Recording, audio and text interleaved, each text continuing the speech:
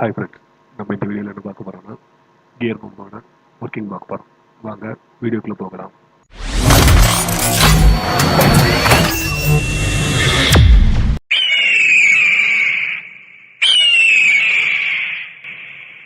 இதான் gear பம்போட image வச்சுருக்கேன். ஓகேவா? இதில் பார்த்தீங்கன்னா கியர் பம்பில் உள்ள 2 கியர் இருக்கும். ஒரு கியரை வந்து டிரைவ் கியர்பாங்க, இன்னொரு கியரை வந்து ஐடியல் கியர்பாங்க. ஓகேவா?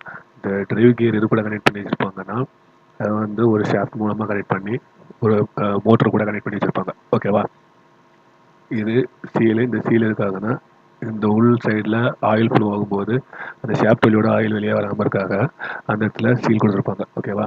இது கேஸு, இது கேஸ் சீல். கேஸ் சீல்னா 2 கீரை ஃபிக்ஸ் பண்ணிட்டு இந்த 2 கீர் வெளியே வராமல் இருக்கிறதுக்காக கேஸ் கவர் போட்டு வச்சுப்பாங்க. ஓகேவா? அந்த கவருக்கு இதுக்கும் இடையில ஆயில் லீக் எதுவும் வரக்கூடாது அப்படிங்கிறதுக்காக இந்த இடத்துல சீல் போட்டு வச்சுப்பாங்க. ஓகேவா? இது சப்ளை போட்டு, இது அவுட்லெட் போர்ட், அதாவது ப்ரெஷர் போர்ட். இது செக்ஷன் போர்ட். ஓகேவா? இது ப்ரெஷர் போர்ட். ஓகேவா? இந்த கியர் பம்பு எதுக்காக யூஸ் பண்ணுவாங்க அப்படின்னு பார்த்தீங்கன்னா, மேக்ஸிமம் வந்து ஆயிலை ஒரு இடத்துல இருந்து இன்னொரு இடத்துக்கு ஃப்ளோ பண்ணி கொடுக்குறது நம்ம கியர் பம்பு யூஸ் பண்ணுவோம். ஓகேவா? சேம் அதே மாதிரி இதுவாக வந்து பார்த்தீங்கன்னா ஃபிக்ஸ்டு டிஸ்பிளேஸ்மெண்ட் பம்பு அப்படின்னு சொல்லுவாங்க.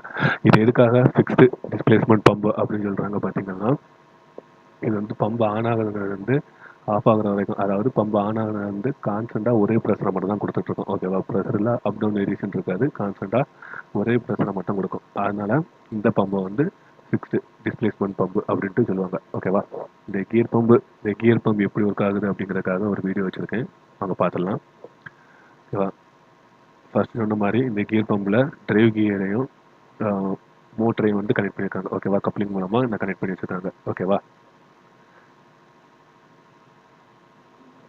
இது இன்லெட்டில் போர்ட், அவுட்லெட் போர்ட். ஓகேவா? இது டிரைவ் கியர், இது ஐடியல் கியர்.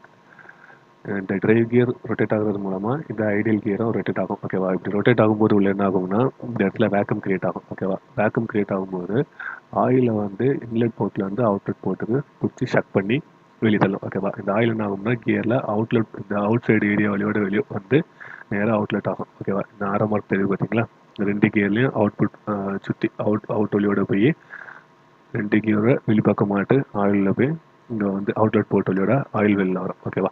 இந்த ப்ராசஸ் தான் இதில் கண்டினியூஸாக நடக்கும். ஓகேவா? இந்த கியர்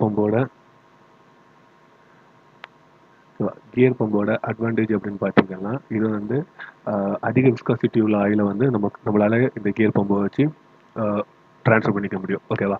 அதே மாதிரி இதில் பார்த்தீங்கன்னா அதிகப்படியான 3000 PSI, அதாவது 3000 PSI வர இதில் வந்து ப்ரெஷர் பில்டப் பண்ண முடியும் இந்த கியர் பம்பை வச்சு. ஓகேவா? அதுக்கடுத்தது பார்த்தீங்கன்னா இதோட மெயின்டெனன்ஸ் காஸ்ட் வந்து கம்மி தான்.